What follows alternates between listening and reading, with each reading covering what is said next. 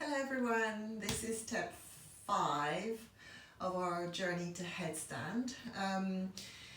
So yesterday, or step 4, was a major step during your journey, and this is something that you're going to have to really work on before you move on to the next one, which is today, because the next one is scary. It's even scarier than yesterday, I'm afraid, especially if you're worried about falling backwards.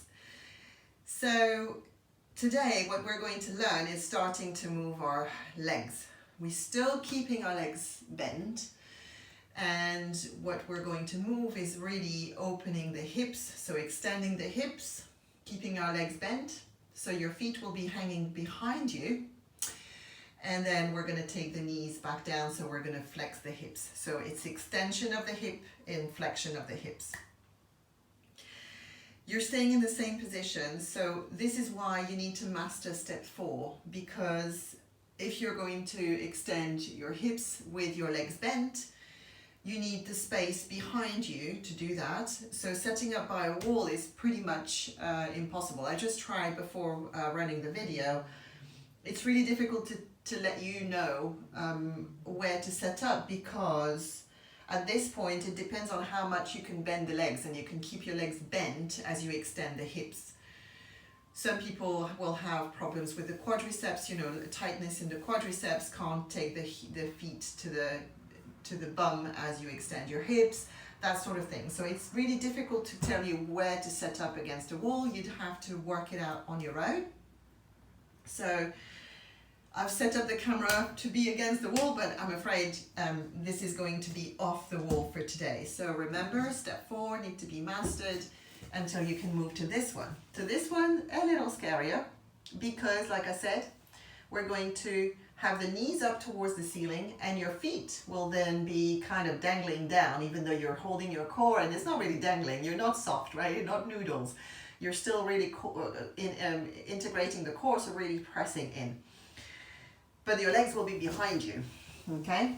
And we're supposed to do that again 10 times, but you'll find that you can't go into it very quickly. You have to really think about what you're doing.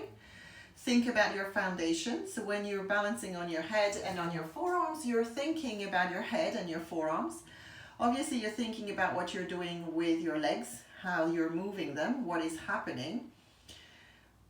So as you're extending the hips, you're using your glutes, the back, the bottom, yeah. And when you're flexing the hips, you're using your hip flexors. But beyond that, you need to think about your core, keeping really strong and really engaged. Otherwise, like I said, you'll end up as a noodle, and there's a genuine risk of falling backwards in this one, okay?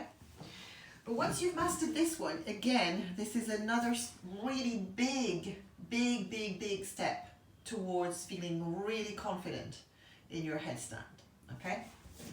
So I'm going to set up here just for the camera so that you can see.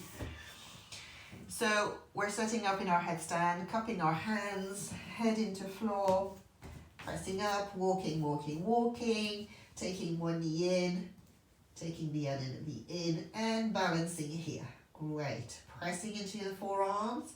And we're starting thinking, okay, I'm lifting my knees up. I'm thinking about what I'm doing.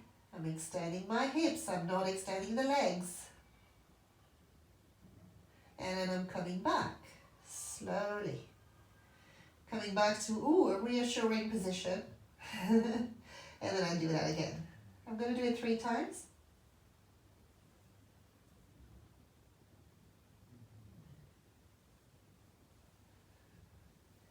And you're breathing.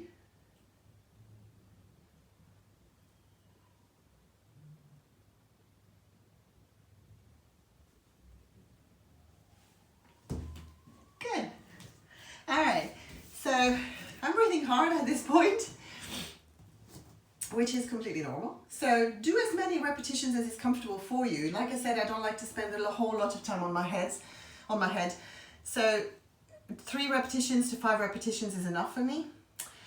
And I repeat it if I'm happy to be on my head on that day. And if I'm not happy to be on my head on that day, then I probably won't do this one, okay? I probably won't go into moving my legs too much. I will just probably go into a tuck position, or when you've learned it, into just a straight position, come back, or even I'll skip it. Some days I skip headstands altogether. So major step, as you can probably guess, because when you've learned to move, and you've probably saw that as you're moving your legs, you're compensating with the whole body on how your hips are going to go, so that you can balance. But if you've learned the step 4, where you know what to do with your forearms as you go forward and back with your weight, this step will be fairly easy, just a little scary, but it should feel fairly okay. Remember, if you can't have a wall behind you because you don't know where to set up, maybe have somebody to help you for this one, just in case you start really kind of losing it and you would fall backwards and you don't know how to roll, go into a forward roll. Some people will be okay going into a forward roll, some people won't, and there's a real risk here to really fall badly on your back. So safety first, have a buddy, train with a buddy, and or do yoga with a buddy, and use them, ask them to help you, and it's okay. You just, you have to. It's for safety reasons. It's okay. You don't have to be proud about anything, or no, I can do this on my own. Get help. It's okay. Once you've done this one, tomorrow will be easy. Okay, tomorrow we're extending the legs. So yeah, work on this one. So step 5, step 4. And you'll be a lot better in your headstand already.